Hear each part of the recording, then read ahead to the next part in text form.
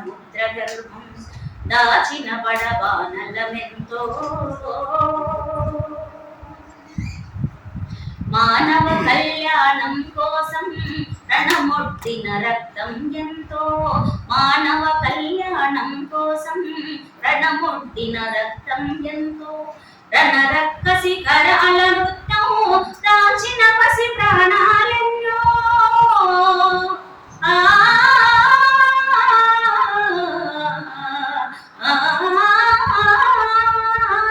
రణరక్కసి కరాల నృత్యం దాచిన పసి ప్రాణాలెన్నో కడుపు కోతతో అల్లాడిన కన్నులలో విషాదమెంతో కడుపు కోతతో అల్లాడిన కన్నులలో విషాదమెంతో ఉన్మాదుల కృత్యాలకు దగ్ధమైన బ్రతుకులు ఎన్నో ఉన్మాదుల కృత్యాలకు దగ్ధమైన బ్రతుకులు ఎన్నో ఆ చల్లని సముద్ర గర్భం దాచిన బడబానలమెంతో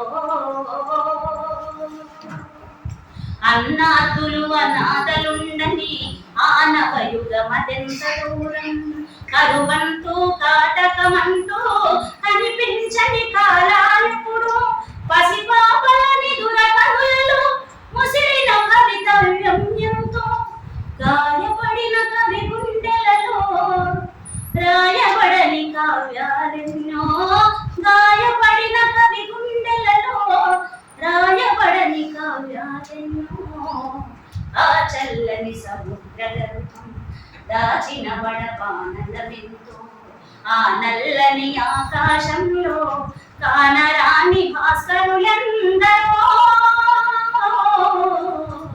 ఆ చల్లని సముద్ర గర్భం దాచిన బడబానలమెంతో దాచిన బడబానలమెంతో.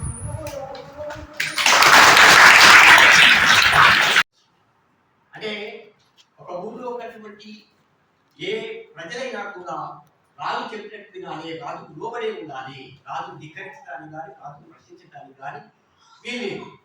ఆ రాజు తనకు ఆ రాజు కానీ ఆ రాజు ప్రతినిధి అయినటువంటి ఒక ఊరి జమీందారు కానీ దొర కానీ ఎవరైనా సరే ఆ ఊళ్ళో ఎవరైనా స్త్రీ తనకు నచ్చితే ఆ స్త్రీ తనకు సొంతం కావాలి. అది ఫలానా వాడి భార్య లేదా ఫలానా వాడి చెల్లెలనేది అక్కడ లేదు. వారికి నచ్చితే కావాల్సిందే. కాబట్టి ఈ ప్రజలందరికీ కూడా అనేక శతాబ్దాల్లో ఈ అన్యాయాలు ఈ అణచివేతలు దౌర్జన్యాలు అంటే ఒక ఆ ఊరి దొర కనుక ఒకటి రాశి మీద కనబడితే ఆ రాశిని అసలు తీసుకెళ్ళచ్చు, లేదా అతని పిల్లలకు మంచి ఎద్దు మీద కనబడితే ఆ ఎద్దును వాడు తీసుకెళ్ళచ్చు.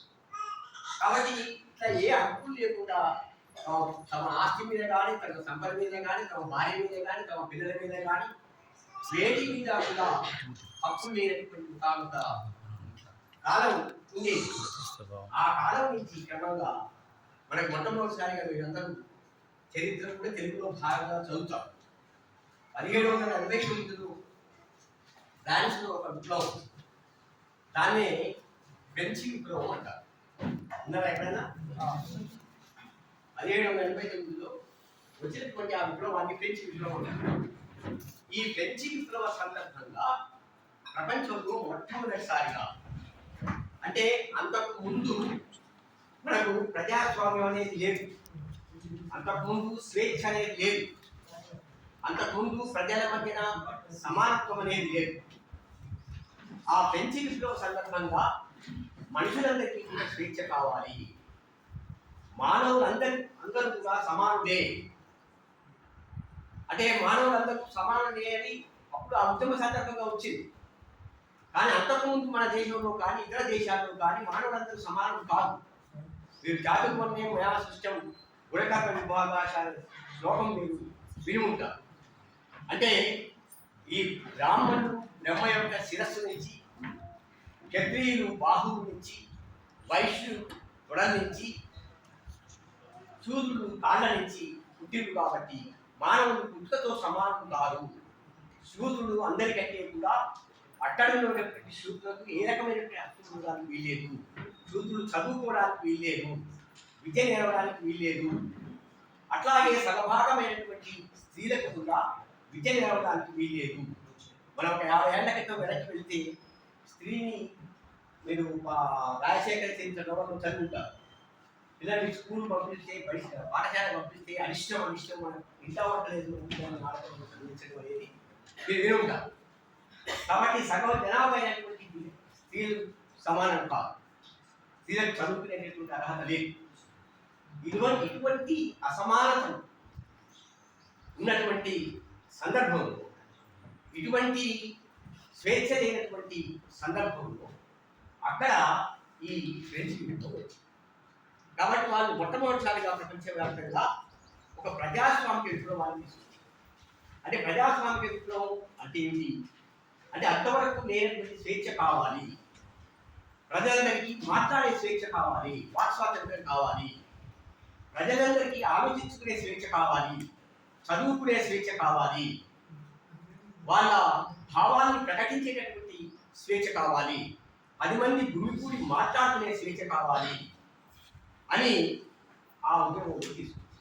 అదేవిధంగా ఇప్పుడు నేను ఏ అసమానత్వాలు అయితే ఉన్నాయో ఈ అసమానత్వాలు ఉండడానికి వీల్లేదు. ఆలా సబ్జెక్ట్ గాడ్ అంటే మానవులందరూ కూడా ఈ దేవుని యొక్క అంశంలో ఉన్నటువంటి వాళ్ళే, కాబట్టి మానవులందరూ సమానమే. All are the equal before the law అనేది కూడా అప్పుడు ఆ సూత్రం ప్రాతిపదికనే వచ్చింది. కాబట్టి చట్టం ముందు, న్యాయం ముందు, రాజ్యాంగం ముందు అందరూ సమానులే. ఒక సూర్యుడి తక్కువ, బ్రాహ్మణుడు ఎక్కువ అనేది సరైనటువంటిది కాదు. నేనే రాజ్యాన్ని, నేనే రాజుని అంటే రాజ్యం దైవదత్తం కాబట్టి దైవదత్తమైనటువంటి ఈ రాజ్యాన్ని దేవుణ్ణి ఎట్లయితే మనం ధిక్కరించలేమో, దేవుణ్ణి ప్రశ్నించలేమో, అదేవిధంగా దైవదత్తమైనటువంటి రాజులు కానీ రాజ్యాన్ని కానీ ప్రశ్నించడానికి వీల్లేదు అన్న పరిస్థితి ఉన్నప్పుడు ఆ ఫ్రెంచ్ విప్లవం సందర్భంగా రాజరికం ఉండడానికి వీల్లేదు. రాజ్యం దైవదత్తం కాదు, రాజ్యం ప్రజాదత్తం. ప్రజల నుంచి రాజ్యం వచ్చింది కాబట్టి ప్రజల ప్రమేయంతో రాజ్యం నడవాలి, ప్రజల భాగస్వామ్యంతో రాజ్యం నడవాలి, ప్రజల కొరకు రాజ్యం నడవాలి. కాబట్టి మన రాష్ట్రీయంగా చెప్తున్నాం అదే పది people, two the people, by the people. అంటే ఇది అక్కడి నుంచి వచ్చినటువంటి ఆ ఫ్రెంచ్ ఉద్యమ సందర్భంగా వచ్చాడు. కాబట్టి అప్పటిదాకా ఉన్నటువంటి ప్రపంచవ్యాప్తంగా ఉన్న అన్ని రాజరిక వ్యవస్థల్ని కూలదోసి ప్రపంచవ్యాప్తంగా క్రమక్రమంగా అన్ని దేశాల్లో ప్రజాస్వామ్య దేశాలు ఏర్పడి ప్రజాస్వామ్య రాజ్యాలు ఏర్పడి అట్లా మనకు రాజ్యాంగం అనేది వచ్చింది. అక్కడ ఎక్కడైతే ఆయా దేశాల్లో రాజ్యాంగాలు వచ్చినాయో మనకు బ్రిటిష్ వాడు వెళ్ళిపోయిన తర్వాత మనకంటూ ఒక రాజ్యాంగం వచ్చింది.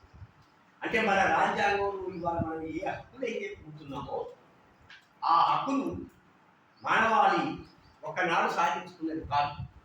కొన్ని శతాబ్దాల పాటు కొన్ని లక్షల మంది ప్రాణాలు అర్పించి ఆ హక్కుల్ని సాధించింది.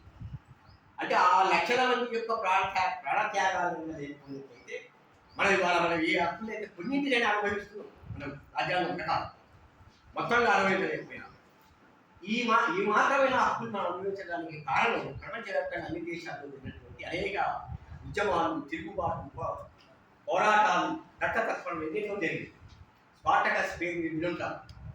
ఒక బానిస ఎట్లా తిరుగుబాటు చేసిన గొప్ప నవల స్పార్టకస్.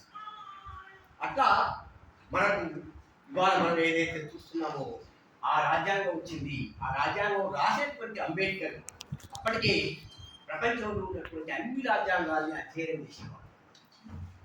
ప్రపంచంలో బ్రిటిష్ మ్యూజియం అని ఇంగ్లాండ్లో పెద్ద లైబ్రరీ, ఆ లైబ్రరీని మొత్తం చదివినటువంటి రెండో వ్యక్తి అంబేద్కర్. ఆ లైబ్రరీ అంటే చాలా చిన్నది. మన లైబ్రరీ అసలు ఒక 100 వెళ్తే ఒక లైబ్రరీ, అంత పెద్ద లైబ్రరీ. కలకత్తా నేషనల్ లైబ్రరీ అట్లాంటివి. కలకత్తా నేషనల్ లైబ్రరీ ఈ యూనివర్సిటీ అంత ఉంటుంది లైబ్రరీ. అయితే అట్లా ఆ బ్రిటిష్ దాన్ని బ్రిటిష్ మ్యూజియం అంటారు. ఆ మొత్తం గ్రంథాలయాన్ని చదివినటువంటి తొలి వ్యక్తి మార్క్స్ అయితే రెండో వ్యక్తి అంబేద్కర్. కాబట్టి అంత విస్తృతంగా అధ్యయనం చేసేవాడు. ఆయన మాట్లాడని అంశం లేదు. పురాణాల దగ్గర నుంచి ప్రపంచవ్యాప్తంగా ఉన్న రాజ్యాంగాల దగ్గర నుంచి అనేక అంశాల మీద 1,00,000 పేజీల ఆయన పుస్తకాలు రాశారు.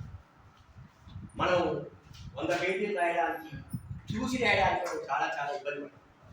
ఆయన 1,00,000 పేజీలు ఆలోచించి 1,00,000 పేజీల రచనలు చేసి ఆ అంబేద్కర్ ఆయన అప్పటి వరకు వచ్చినటువంటి ప్రపంచవ్యాప్తంగా ఉద్యమాలను చూసేవాడు, ఉద్యమాన్ని అధ్యయనం చేసేవాడు. అదేవిధంగా ప్రపంచంలో ఉన్నటువంటి అనేక రాజ్యాంగాల్ని అధ్యయనం చేసేవాడు. ఆ అన్ని రాజ్యాంగాల్ని అధ్యయనం చేసి భారతదేశ పరిస్థితులకు అనుగుణమైనటువంటి ఒక రాజ్యాంగాన్ని పొందించింది. ఆ రాజ్యాంగం ప్రకారమే ఇవాళ హక్కులు పొందుతున్నాము. ఈ రాజ్యాంగాన్ని రద్దు చేయడానికి కొన్ని శక్తులు ప్రయత్నం చేస్తాయి.